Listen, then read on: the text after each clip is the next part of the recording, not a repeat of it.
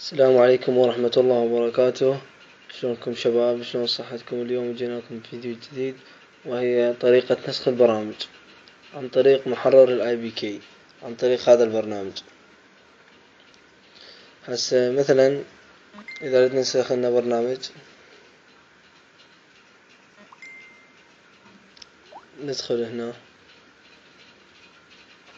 مثلا نقول اي برنامج مثل ماي ابس شير، تضغط عليه انه بتنطيه نسخة احتياطية.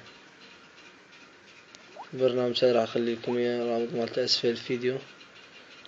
تطلع تدخل على هذا البرنامج محرر الاي بي كي، ايضا راح اخلي لكم رابط مالته اسفل الفيديو. تختار هاي اي بي كي شير، تختار الاولى. انا طبعا مطي نسخة احتياطية، مثلا نقول خلينا نبدله،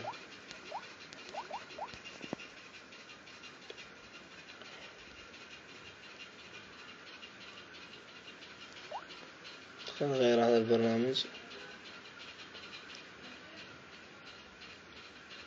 هسه اقول هذا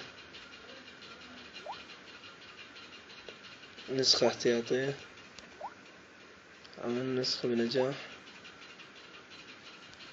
حرر الاي بي كي. طلعتنا هذا، ظل ضاغط عليه تنطي استنساخ. حسنا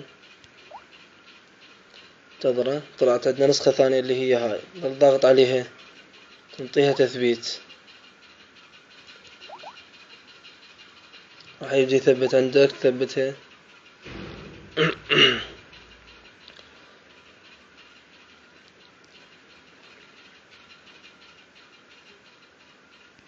تم.